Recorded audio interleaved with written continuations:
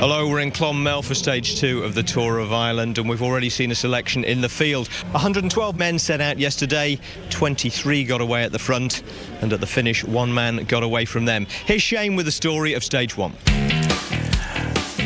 The Ritz-Carlton at the Powerscourt Estate in County Wicklow was the starting point for this year's tour, and Irish legend Sean Kelly was a big draw with the fans. But it was Lance Armstrong, arguably the sport's greatest legend, who was attracting the most attention. And Kelly's on Puss squad, well, they were keen to bring out the green over the 3 days, while powerhouse Mark Cavendish was determined to outsprint his rivals and win at least one stage of this year's tour. Jay Thompson of MTN was the first man over the Category 1 climb at Mount Leinster, as huge crowds lined the route enjoying the free entertainment provided by these great bike men. And the Irish national team's Philip Lavery drew huge cheers as he overtook Thompson on the final climb of the day in Inistioge. But he too was caught by the main group, and it was in the end a 23-man breakaway group who made the push for Waterford, including Lance Armstrong. So as they made their way towards the stage end, it was Russell Downing who had the strongest finish overall, and he took the opening stage in fine style, and that was enough to assure him of the leader's yellow jersey and a winning kiss. So here's how the GC looks then, going into stage 2. Russell Downing has a 5-second lead over Alexander Kolobnev, with Matty Breschel third. Philip Dignan, the top-placed Irish rider, is fourth. Defending champion Marco Pinotti sixth. Jakob Fuglsang is currently ninth at 17 seconds. Stuart O'Grady and Lance Armstrong both within half a minute. Mark Cavendish is over 2 minutes down and flexing the fast-twitch muscle fibre for a tilt of the stage win today. Now, the Tour of Ireland is a bit of a collector's item for followers of Lance Armstrong, because as his last race of the season, it's also his last ever in Astana team colours. Next year, he'll be riding for his own team, Team Radio Shack, and the shotgun marriage, or rather shotgun ménage à trois, between the American, his Kazakh sponsors, and his Spanish teammate Alberto Contador will be over. A bit of a pity in some respects, because it's kept us entertained for most of the season. Then again, Lance isn't one to let a good grudge go to waste, so I'm sure it'll resurface in some form again next year. Here, though, he's been in reflective mood as he prepares to leave Astana. You know, the Astana configuration has been interesting. It's been interesting from the perspective that I'm an American guy volunteering to race my bike this year for a team backed by a few Kazakh companies, and some looked at that and thought that's strange. The fact of the matter is I'm a loyal guy. And Johan Brunel is the only guy I ever really wanted to race for, and the only guy that I ever will race for. And so I had no choice. It became more interesting and potentially more complicated with the dynamic with Alberto, and that was widely viewed and widely speculated to be a lot of different things. Of course, it wasn't comfortable, but Alberto's a great rider. And while we may not be the best of buds, you can't argue with the fact that he was by far the best guy in the Tour de France this summer, and he certainly deserved to win, and I'm fine with that. I mean, I did what I could. I told you at the beginning of the tour, you asked me how I wanted to do it, and I said I want to win.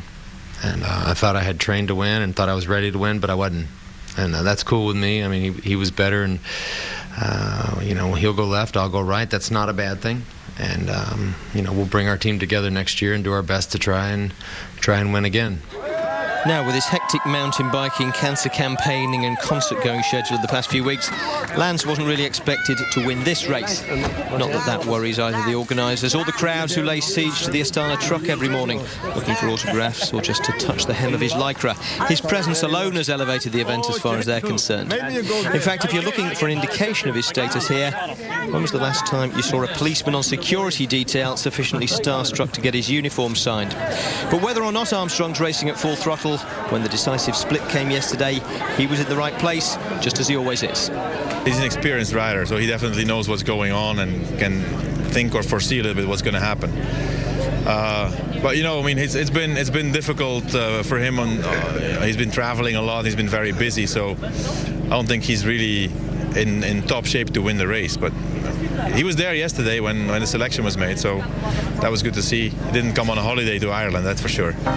Well, here's today's non-holiday itinerary. 196 kilometres from Clonmel in County Tipperary to Killarney in County Kerry, just south of Due West, with 3 on-push sprints along the route and 3 climbs.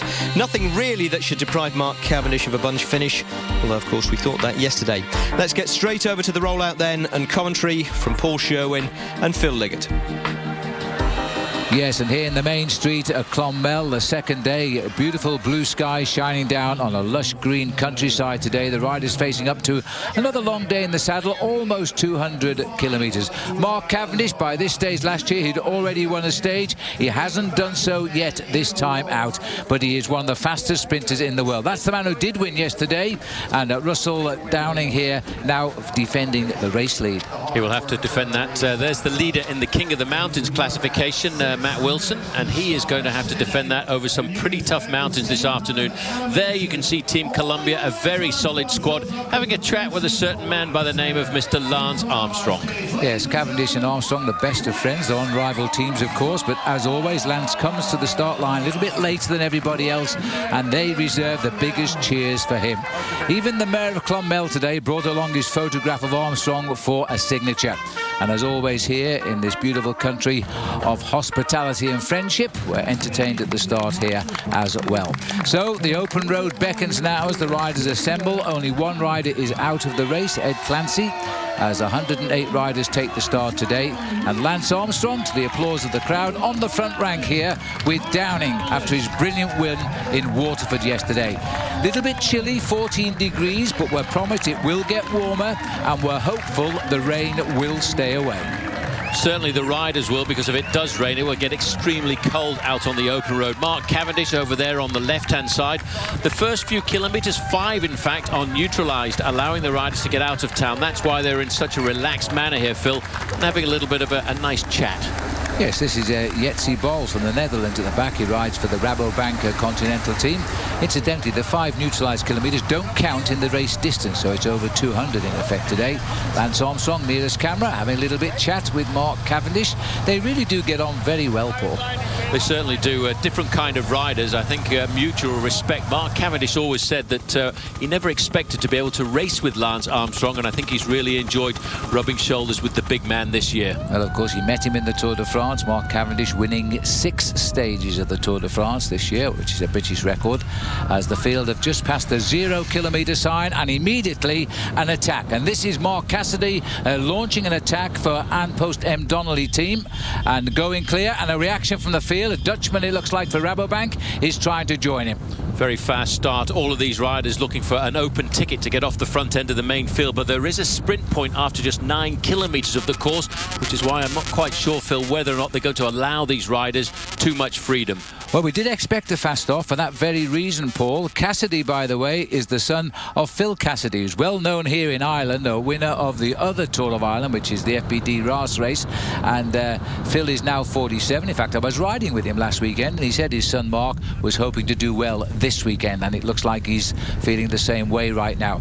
Well, 2's going to be better than 1 if they're facing up to 196 kilometres in the lead. Dennis van Winden is the Dutchman coming across. Well, he's just about made the junction. If he makes the junction with the Irish rider here, the two will form an alliance at the front end of the main field and try and stay clear if they can to that first sprint point and get themselves a few euros into the back pocket. Currently, their advantage over the front end of the main field, though, Phil, is not very much more than about 15 seconds. Now, Cassidy's squad here, part of the sponsorship is from Sean Kelly himself, but Kelly is the director of the race, of the team this year, and he's in the car following. So he's no doubt discussed this move with Mark before the day began, and it's rather fortuitous, I think, that Van Winden has come across. Van Winden is only 21 years of age, but he's a big prospect. Now, how is that, Paul, for a beautiful picture of the River Shore, which goes past Sean Kelly's place down in Carrick-on-Shore as well?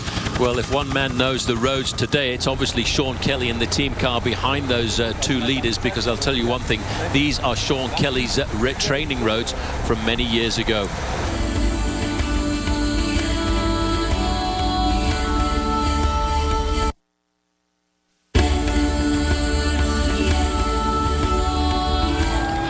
This is the first sprint point of the day, just 9 kilometres in. Let's get a chance to see who's going to cross the line here in first place. This is the sprint at Ardfinnan. Will it be a sprint between the 2 leaders? Why should they sprint? They're trying to gain time over the field here. No challenge. Mark Cassidy, he wins himself a 3-second time bonus there. Doesn't mean much at the moment, because these 2 are leading the Tour with their time gain of 3 minutes and 25 seconds. Van Winden in 2nd place there. He gets a 2-second time bonus. That will only come into effect, really, if they get swept up by the big pack. Well, it's Colombia on the front end of the main field, but the attack coming there, in fact, Phil, from the German national champion. Yes, he was a bit of a surprise, this young man, when he won the German title against much more famous names in his country. And he's the only German rider riding the event. Martin Riemer getting the 1 second bonus, giving us a chance to see the German national champion's jersey there. Now, this is the V here. It's a very popular site with tourists and with cyclists when you're not on the Tour of Ireland. It is an idyllic place. It is a long climb, the V, Paul. It is not excruciatingly hard.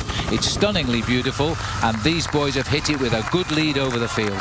Yes, the summit of the V is only 27 kilometres into the race, but the time gaps coming through at the moment, Phil, indicate that the main field have given these two guys a little bit of freedom. Yesterday's stage was extremely difficult. There's confirmation anyway. 9 minutes and 20 seconds. That is huge. Can we say the field is shut down, because there's certainly nobody here at all interested. 1 or 2 teammates there of Mark Cassidy's on the front in the green jerseys, slowing down the race. No reaction. They're gambling here. The 200 kilometres is a bit too far for 2 riders, so they're letting them run. 9 minutes, and we've only covered 27 kilometres of 196 is a very big jump indeed. So the boys behind are certainly taking it easy just now. It's a big ask for these two riders, though, Phil, to survive on a long day like this, because we're looking at 196 kilometres in the saddle, and currently they've actually only done about 24 or 27 when they go over the summit of the climb. So they will hope that they can build up a massive advantage and hold on to a fraction of that down towards the end, because that's all they need to win the stage today. Well, as they cut their own private trail through the heather here on the V, the gap is going up all of the time. The field is still losing ground here. There's the boy of the future from Rabobank in Holland. This is the nursery squad of the famous Rabobank professional team, which with Dennis Menchoff won the Tour of Italy this year. They didn't have such a lucky Tour de France. This boy, next couple of seasons, could find himself in the big team itself. A nice little anecdote, by the way. The 2 team managers of the 2 riders in the leading group, Nico Verhoeven being the team manager for the Rabobank rider, in fact used to be a teammate of Sean Yates on the PDM squad many years ago. Indeed, that was a shrewd observation actually of yours there, Paul. But Kelly and Verhoeven, they're riding in the team cars behind now as youth takes over from the veterans and top stars like Sean Kelly. Here we are on the lower slopes as they approach the climb of the V. The boys are in no hurry at all here. These fish are going to run for a little while today, I think. Remember, Mark Cassidy breaking away at the 0 kilometre, quickly joined by Dennis van Winden. To win, it means they'll lead the race for 196 kilometres. Right now, we are pushing over 10 minutes on the climb. I'd have to say that was obviously a tactic of Sean Kelly. There's a little discussion going on here, and I wonder if that's to decide who is going to try and get the maximum points at the top of the King of the Mountains here at the summit of the V, because that, of course, is a very big possibility for these 2 riders today. There are 3 big climbs on today's stage, 2 second category and a first down towards the end. And once over the top of this climb, Paul, it's a long ride to the next hills, which come nearer the end as we race down towards the finish in Killarney. Over 108 kilometres from the top of the V field down to the next climb of the day. This is the acceleration, so there's obviously no kifts here. I'll give that to you. They've put on a little bit of a show, but I'm not sure whether Cassidy thought, well, push hard. He'd already won the sprint in Ardfinnen, and now the mountains has gone to the Dutchman. There's the peloton with the yellow jersey of Russell Downing in the centre of our picture. At the moment, he's lost that lead, of course, to the riders up front, but there's a long way to go on this day as the peloton now head up the V, and they're over 10 minutes behind the 2 leaders.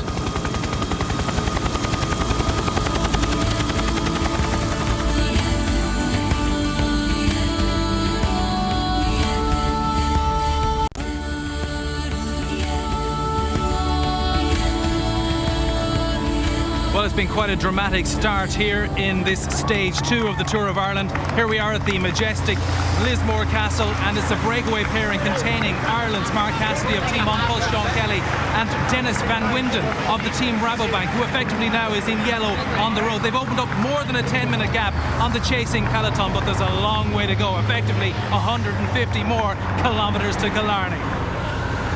Well, the beautiful twisting roads here as we race on through the counties onwards towards County Cork before we hit County Kerry today. And the field behind, they're moving a little bit quicker, Paul, but they're going to be getting quite concerned now. This is a look at the result over the V. Dennis van Winden there getting the sprint over Mark Cassidy. Jay Thompson, who was in that long break yesterday, is trying for the King of the Mountains now, and he's picked up 4 points there. into the town of Castletown Roach, and the riders now starting to line themselves up for the next sprint point of the day. Mark Cassidy on the front there, Phil, in the green jersey. Well, this is 81 kilometres done here, and that means they've been in the lead for all of those 81 kilometres. I don't think there'll be a sprint here. The first winner down at Ardfinnan was Mark Cassidy, so it's logical that Dennis Van Winden is going to come forward now, and he is, just to sneak the prize there for the day, and the 3-second time bonus while Mark gets the 2. Well, the gap is still in double figures. They've had a maximum lead during the breakaway of over 14 minutes, but as you can see now, it is back a little bit to 12 minutes 50. That is a very large advantage. Yellow jersey firmly on the shoulders of Russell Downing there going through. He's not too concerned, I don't think, about the position of those two riders at the front, and I think he will, Phil, rely on the big teams from Europe to come up and set the pace making on the front end of the main field. As you can see there, the third place sprint from the peloton taken by Phil Daigan. And they're now running at around about just on 13 minutes behind. But there's a lot more action here in the field, as you can see. Moving on to the second category climb here now at Musheramore. And this will put us into 135 kilometres covered when we get to the top. And these boys are still out in front. And as you can see, there isn't much room to overtake here. There certainly isn't. A very narrow road. Steepens quite a fraction once you get up towards the summit of the climb. But still, we're looking, Phil, at an awful long way to go. 135 kilometres covered when the riders get to the summit, to 196 kilometres when they get down towards Killarney. Looking at the face here, though, of young Mark Cassidy, I think the pressure beginning to tell here now. Maybe a bit more international cycling coming the way of Van Winden. He's having a good season. In fact, that was bad commentators dropped that because it's cracked Mark Cassidy, and he's gone off the back of the group. Big acceleration there by the Dutchman. Well, the Dutchman's only 21 years of age. Mark Cassidy, by the way, is 24. But it looks as though Dennis Van Winden is going to try for gold here. Now, Mark Cavendish on the far side of the road there. Bit of a smile. He knows that they can pull these two riders back. He's got to go down as the favourite for the win when we get down to Killarney. Having a chat with Lance Armstrong there in the black and yellow helmet. He wears a completely different helmet from the other riders on his squad. And by the way, he doesn't receive a salary from Team Astana. His income comes from endorsements and other income as well, but not from the team at all. Well, he certainly brings him an awful lot of publicity right now. Remember, he's riding in Ireland for the first time for almost 20 years. Well, free to fly just now, Dennis Van Winden. He rides a pretty good time trial, this rider, as well, because he's been the under-23 time trial champion of his country, and he's also done well in the under-23 road race. He's developing nicely, but he's set himself a huge target today. He's setting himself a massive target, Phil, but if you just look at the leaves on the trees on the left-hand side of the road there, you can see they're starting to rustle just a little bit more than they were in the early part of this morning. And in fact, there's a slightly different weather pattern coming in, and I think we may well see on the run into the finish in Killarney a rising headwind, which will definitely go against a lone rider at the front of the pack. You might be right, in fact, Paul, because, you know, the riders now know they're heading down towards the peninsulas and the Atlantic, which blows straight at Killarney here, because you've got the Ring of Kerry down there, you've got the Beara Peninsula, you've got the Inverar Peninsula, and the wind is rising, and it might well bring rain. But at the moment, although we've got cloud, we've got dry conditions. And here, as we start the climb here of Musheramore, again, there's the gap. Down to 5:45 on the peloton. So they really are eating into the lead now of that man out front. Well, this is the climb lower down. He rid himself of Mark Cassidy. Now he's coming up to the summit. Dennis Van Winden is getting King of the Mountains points. He's also building himself quite a little total in the King of the Mountains competition. He'd need to win the next climb, the first category climb, to have a hope of leading it by the end of the day. But he's certainly going well just now. The peloton apparently are closing in pretty quickly on young Mark Cassidy behind. Well, that's 10 points for a second category climb. He's gone over 2 in first place, so that gives him a total of 20 at the top of the day. Again, just look at the front end of the main field there. You can always see the black and yellow helmet of Lance Armstrong, never very far away from the front end of the main field. This is Team Type 1 over on the left-hand side. They're trying to lead out their man, Matt Wilson. He's actually in second place in the red jersey. He's the leader of the competition. Now, although there's somebody up in front, he's got to keep trying to get points at every possibility available. Well, that's Jay Thompson trying to take him on there in the yellow, because these two are dicing out for the overall lead. But this is a good result for Matty Wilson. He comes from Melbourne in Australia, and he's really got himself a turn of speed. He is the defending King of the Mountains champion from a year ago, and he's made that well. Jay Thompson having to sit up, but Jay will cross the line in 4th place nonetheless. But then he went early there, Paul. He almost ran out of steam, but he's gone. He's got a big gap as well, and once he looks over his shoulder, that's just for confirmation he's going to get himself maximum points. And don't forget, this is a guy who's got an extremely good pedigree behind him, Phil. He's raced for big European teams. He's also been the Australian National Road Racing Champion. You can see him using his little microphone there to report back to the team car further down the hill that he's got the placing on the climb, which will keep him for the moment at least in that leader's red jersey. But there's still one climb to come, so there is still time for a change today. Jay Thompson it was in 4th place. One more climb left today.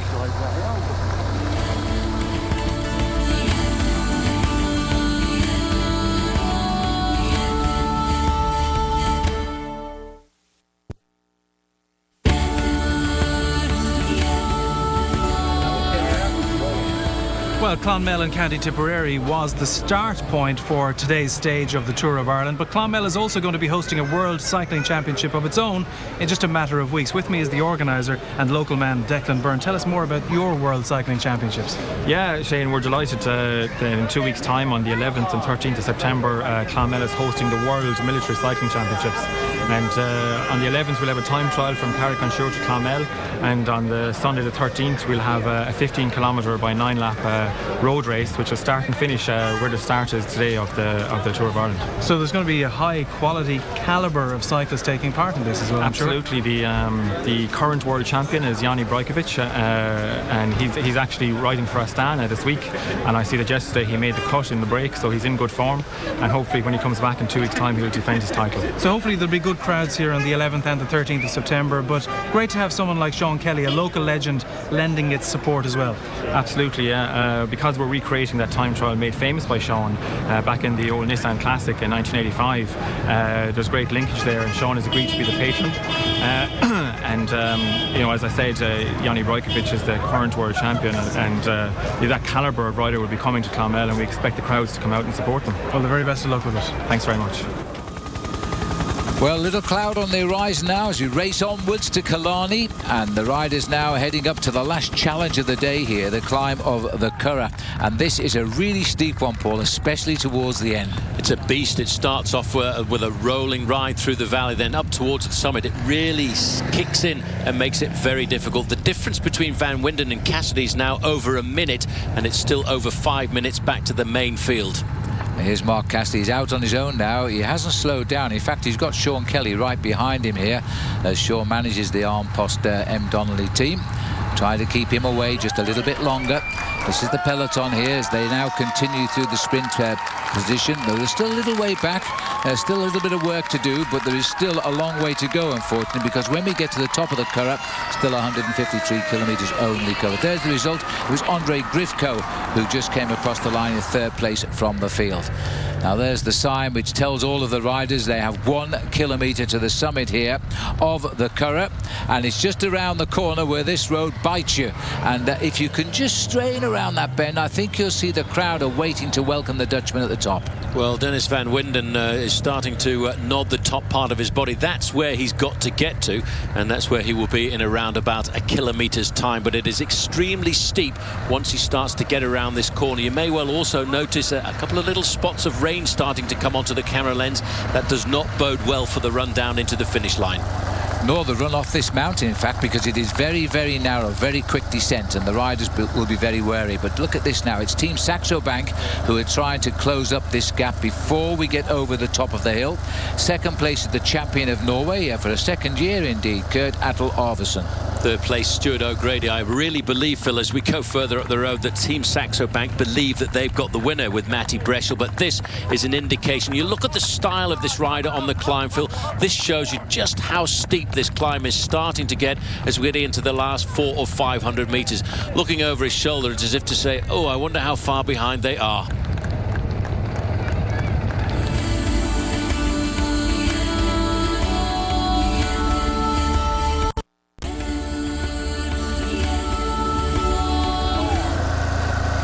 Here come much lower down the slopes. They're on easier roads just now, Team Saxo Bank. I also noticed that Russell Downing in the yellow jersey is keeping in close contention. And there's another problem coming into play now, Paul, because Van Winden is going to get the points at the top of this climb, which means that Matt Wilson must score high to keep that red jersey now. Got to get himself right in the top 3 positions at the top of the climber, because and you can see, if we look at the front end of the main field, we still have the race situation of the leader Van Winden. Second on the road, Mark Cassidy, is still looking to get himself some points, so it's going to be a big sprint for 3rd place. And there you can see the red jersey of the King of the Mountains in about 7th or 8th position. He's holding a good position. The other problem the riders have is the roads are so narrow, they have a job coming out of the pack and challenging for anything, so they've got to ride at the front if they've got any intent at all. Little bit easier going now as he sits in the saddle and gathers the revs, as there is the summit of the last climb of the day. It's not quite all downhill to Killarney, but largely that is the case now. He's 50 kilometres to race, just slightly less, 45, as he comes over the top of the climb. Well done. Well, once he's got himself over the summit of the climb, Phil, he will find himself into his speedy position of the time trialist once he gets off the top of this climb. But further down the mountain, these riders now are still thinking about picking themselves up some points for the King of the Mountains. They're racing for 3rd place because Mark Cassidy is still holding on to 2nd, maybe just in front of this peloton. I don't know if they noticed there, but they just passed the president of the World Body of Cycling, the UCI, watching with a camera. This is Matt Wilson, launched an early attack here. There is a reaction from the field, but as he did earlier, he's gone for a long one, and that's Mark Cassidy. Could you believe that? They've caught him in sight of the line, and he is in big trouble. But this is a good move here. Matt Wilson is saving the day and saving that red jersey if he goes over in 2nd place. Well, it was an MTN rider went in chase after him, and it was not Jay Thompson. It was a slightly smaller rider. At the back of the pack, there's the Rwandan rider, Adrian Niashuti. He's having a very difficult time, Phil, but he's still in contact with the main field. Well, this is proving he is a very strong climber indeed, Matt Wilson, because he's on the hardest part. He wouldn't have known just how steep this hill has got towards the end. He's probably praying now he's going to make it to the summit, because he might have misjudged this, as you can see by his face. He's had his problems again today, by the way. He punctured yesterday, he's punctured again today, but he's still in the thick of the action. Did you read that speedometer, Paul? I was trying to. It was between 60 and 70 kilometres an hour as we start to plunge down into the valley road and eventually get the big main roads down towards the finish in Killarney. But even Matty Wilson, who is a good climber, as you said, Phil, is struggling with the gradient and, of course, with the wind, which is starting to batter straight into the riders' faces. Well, there's the chalk pot on the road there saying, "Go Lance." Well, I think we should all be shouting, "Go Matt," here, because he's coming slowly up towards the top of the climb. The club cyclists are out to cheer him on. This is the biggest international event that ever comes to Irish roads, and these, of course, are riders we've often seen in the Tour de France. The peloton at the back is in a spot of bother. They certainly are. Well, coming up to the summit of the climb, I think my quick calculation, Phil, 2nd place is just going to save the lead in that King of the Mountains classification for Matty Wilson, because he will have a total now of 39 points to Van Winden's 35. He's just taken on a little bit of vital food there, which could be important on the way down the mountain here. As he gets over the top of the climb, there's the result of the last climb of the day. Dennis Van Winden ahead of Matt Wilson from the peloton. You're right, it was John Van Eerden who got 3rd place and not his teammate Jay Thompson. So that will hurt the overall. Matt Wilson now goes into the tonight as the leader by 4 points over Van Winden, who comes into 2nd. Thompson is 3rd now as they go into the last day tomorrow on the road to Cork. So all that's left is the finish, and the question is, can this man win the day?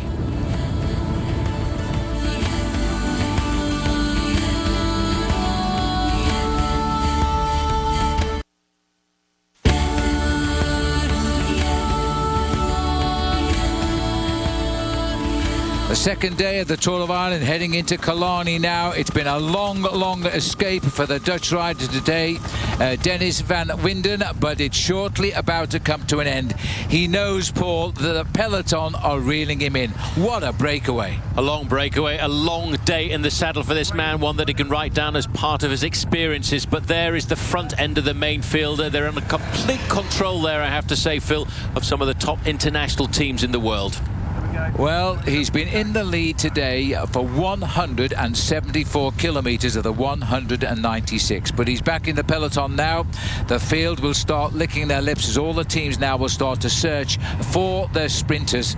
And let's face it, Paul, the fastest sprinter in the world is in that pack. Yes, his name is Mark Cavendish. He hails from not too far away from here, Phil, the Isle of Man, and he's the man that everybody is going to try and beat. But he's got a great squad team, Columbia High Road, and they will be all around him trying to keep their acceleration at the front end of the pack. It's Team Astana here, Phil, on the front end of the main field, and that's Jaroslav Popovic, number 16. They don't really have a top sprinter, but I think the reason they're trying to keep the pace nice and high at this point is to make sure the race is safe on the run in towards the finish. Well, it's a popular stop off town, Killarney, as we head now down onto the west side of Ireland here. But the sprinters team there, Columbia, HTC, the riders in the yellow and the white and black strip there. That's the team of Cavendish. They're so well drilled, but we should emphasise that Mark Cavendish does not have his magical sprint out man, Mark Renshaw, with him on this occasion. Well, we're inside of 5 kilometres to go to the finish. You can see the yellow and white jerseys of Mark Cavendish's men there. They're waiting, Phil. They're leaving all of the pacemaking in the front of the pack to be done by Team Astana. Then all of a sudden, I would say at around 2 to 3 kilometres to go, we should see Mark Cavendish's team come to the front and try and set up the kind of line out they had, which was so successful at the Tour de France on 6 occasions, bringing him a stage victory there. Jaime Zubeldia here in the line as well, as this is the team now of Lance Armstrong driving for the finish, as there's going to be no change overall tonight if it works out here, because they'll all get the same time. So as far as the yellow jersey goes of Russell Downing, he's in there, and he looks like he will be fighting out the finish of this race tomorrow in Cork. There is a beautiful part of Ireland. Out there is the Ring of Kerry, out on the Inverrah Peninsula as well. We're heading to the west side now. The town is packed, and it's going to be a sprinter's delight. The 5th rider in that line of Astana with the black and yellow helmet on there is Lance Armstrong. He's not necessarily renowned as a big bunch sprinter, but I think, Phil, because of the narrowness and the precarious nature of the running towards the finish, he just wants to keep nice and safe at the front end of the main field. It's his team, Team Astana, still currently keeping the pace as high as 30 miles an hour, in excess of 50 kilometres an hour to go, as we look, Phil, at inside now of 4 kilometres remaining. Well, I take my hat off to Astana here, because the well-drilled team really are doing this to keep the team riders safe, like Armstrong, because the team in the second string is Team Columbia HTC, and they're looking for their man at the back of the line now to throw him at the finishing line. We always call him the Manx Missile, Mark Cavendish from the Isle of Man. The other riders here in the race know he's the one man now they must concentrate on, and as we saw in July's Tour de France, when it came down to a sprint, there was no one could beat him. You can see the panic at the back. You can see how the gaps are starting to appear at the back end of the main field, but that's where the action is, at the front end of the line. Armstrong still in 5th place. Columbia High Road still waiting, but you can be certain, Phil, there's a massive battle to try and get into the slipstream of Mark Cavendish. There's Cavendish just over on the left-hand side. You can recognise that very crouched style of his, waiting for the last moment to summon his men to the front. But look how long that main field is. It's stretched out into an extremely long line. That's because of the intensity of the speed in this race now. It must be stretched out about 300 metres here, so concentrate on the bulge at the front, because that's where the winner must come from. The boys at the back can't possibly get through the traffic right now. There's Lance Armstrong. He's at the end of his line of Astana teammates. Saxo Bank, they've got a good sprinter in Matty Breschel. Can't see him there at the moment. He wears a red jersey. But watch out too, because these riders in our picture now are looking to lead out Mark Cavendish, who is set left on our picture. Well, it looks like the man who's going to lead out Mark Cavendish is going to be Andre Greipel. He's riding in front of Cavendish all the time. Little attack here coming from Cervelo test team. This may well just ruffle the wings of the sprinters. I think this is Jez Hunt trying to get off the front end of the main field. Jez used to be an extremely good sprinter. He's been the British national champion in the past, and he's got himself a slight gap coming across there, trying to nail it back as one of the riders from the English squad, Rafa squad. And there, in fact, I think that was Christian House as well, trying to nail himself across there. Well, House can produce a good sprint finish. He won the British Championship in June in Abergavenny in Wales. He can deliver well, but of course he'll be thinking of other riders on the team as well who can also also pack a sprint. But that is House, the British champion, showing off his colours as he gets on the back of another Englishman here. This is in fact Michael Shaw, I think now, or Jesus Hernandez. He looked like Jesus Hernandez who's got across there. A good rider possibly to make the move here with Christian House, but no, it's all over. It's all over. It's back together. Gruppo Compacto, they say in Italian races. The whole peloton intact as they come now into the final few meters. Big acceleration again. A little bit of a sneaky move off the front end there, going by Team Astana. High Road Columbia there in the yellow and white jerseys, looking over the shoulders, looking for this man with the green sunglasses, Mark Cavendish. Doesn't he look cool at the moment? But he's very nervous. He's looking to see whether there's going to be any acceleration. He knows, Phil, behind him there's a battle for his slipstream, but he doesn't seem to care.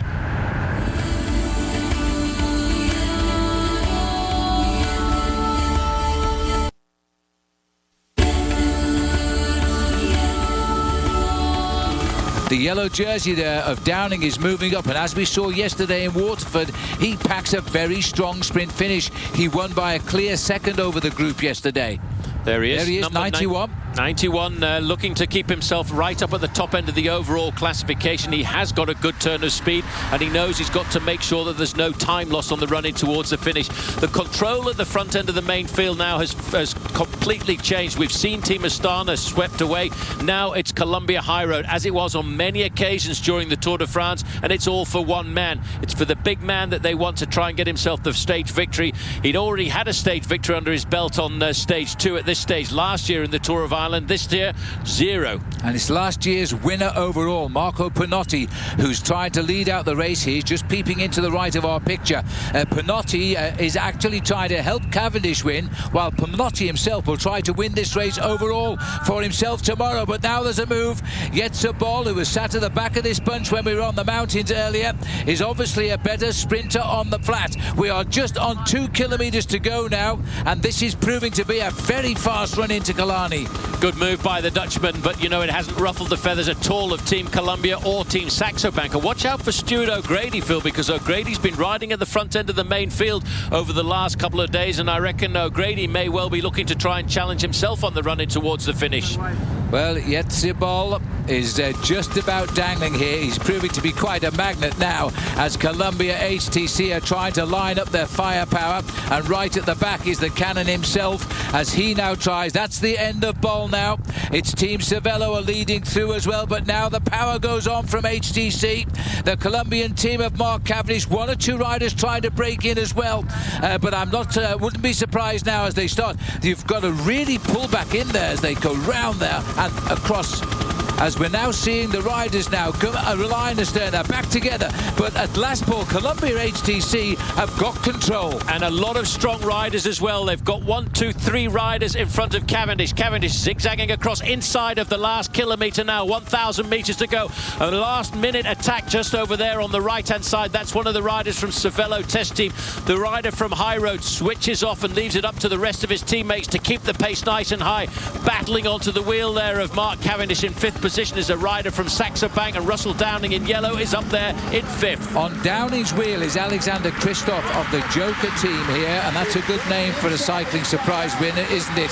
At 500 metres to go now. This is a perfect lead out here by Team Columbia HTC, and they're not going to throw this one away. Downing's going to have a go in yellow. He dashes to try and grab up alongside Mark Cavendish. He's got alongside Cavendish, but Cavendish is now in sight of the line, and if you put this man on the front, there is nobody in the world of cycling can get even alongside him, and that is another clear victory. I make it win number 23 for Mark Cavendish this year. It was so easy, Paul. Take us through the replay. Well, just look at this. This is how to win a race. Even though you've got riders accelerating all alongside you, know you've got to have the confidence. The team leader leading him out there was one of the riders from High Road, and the acceleration when he comes into the final few meters there is quite phenomenal for this young man from the Isle of Man. He crosses the line a clear bicycle length ahead of anybody else.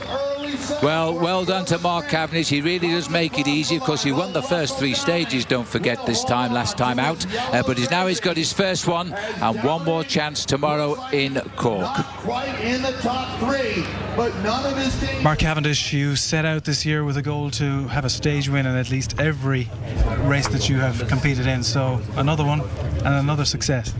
Yeah, it was great. It was a tough circuit actually, but once the peloton came back together after the first category climb, we knew it was going to be a sprint, and it was pretty much just a formality from then. Really, we had we had to hit the front 2k to go and take control, and that's what we did, and happily come away with victory. So it's a good team victory as well, because they really worked well with you to get this stage today, didn't they? Oh, they always do.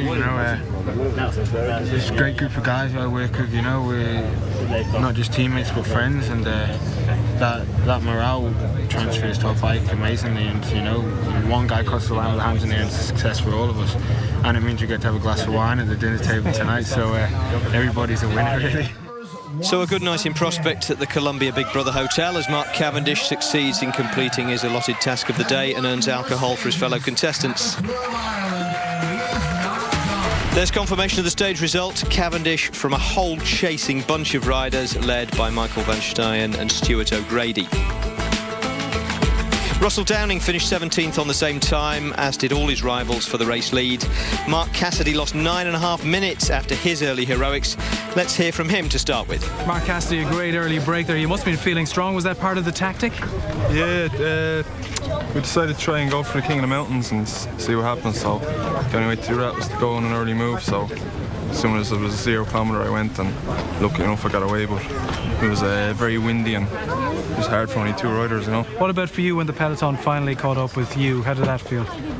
Oh, really painful. I was flat out and I was getting cramps, and it was so steep, and it was just it was really hard. Yeah, I suffered a lot. How was it today? It was less difficult than yesterday, but rough roads, gusty wind, a few little hills, fairly controlled with that breakaway, but it's hard enough. Nervous finish. And listen, you and mountain bikes, are you a road racer again, and are you a road racer for tomorrow? I am, yeah. This is, although some of the roads we were on today, I felt like I needed some suspension, at least for my back. But yeah, tomorrow will be tough, very tough. I suspect the field will get small very quickly, especially with circuits. If guys aren't having a good day, they'll just pull in, take a shower, and if the weather turns bad, which it's supposed to do, then it'll be hard. It'll be a classic day. And it'll be a tough day regardless for Russell Downing. He'll be under attack from all directions as he tries to hang on to his yellow jersey and get on the final podium in Cork. Let's take a look at what he's up against. Saxo Bank riders in 2nd, 3rd and 8th place. Kolobnev, Breschel and Fuglsang at 5, 7 and 17 seconds. Philip Dijkman and defending champion Marco Pinotti at 10 and 11 seconds. And there are more Saxo Banks behind them. Stuart O'Grady is 9th, 22 seconds down, with Karsten Kroon just behind Lance Armstrong at 26 seconds. It's going to be a tough finale in Cork for the leader. Yeah, it's I think 1 lap less, so yeah, if it had been 1 lap less last year, I'd have won it, so hopefully we can win it tomorrow. But yeah, it's going to be quite hard with 5 Saxo Bank there, all from the same team on very similar time, so I'm going to have to be doing mathematics on the bike tomorrow, but hopefully I'll be good to have my calculator in my back pocket. New points leader Alexander Kristoff might have needed one to calculate the damages if he'd made better contact with the podium girl's nose as he lifted his arms after the stage. He takes the green jersey into the final day. No change in the mountains competition, though. In fact, no change from last year. Matt Wilson, the defending champion, defending pretty well. Now, tomorrow's stage is not so much about the mountains as one particular hill in the centre of Cork. 185 kilometres left in the 2009 Tour of Ireland, starting out from Bantry, with the last 50 or so in Cork itself, where the race will be decided on 3 ascents of 1 residential street, where the gradient is a murderous 25%. And as good as the first two stages of this race have been, tomorrow the entertainment value will be multiplied by 3 times St Patrick's Hill. For us, that is. For the riders, it'll be pretty grim. And if the weather's as bad as it's predicted to be, I expect we'll see quite a few of them getting off voluntarily rather than facing the humiliation of having to get off and push. Whoever wants to win the race, though, has got no choice. And for the second year running, they'll need to get round not just the final circuit, but Russell Downing too. See you in Cork tomorrow for the third and decisive day of the Tour of Ireland.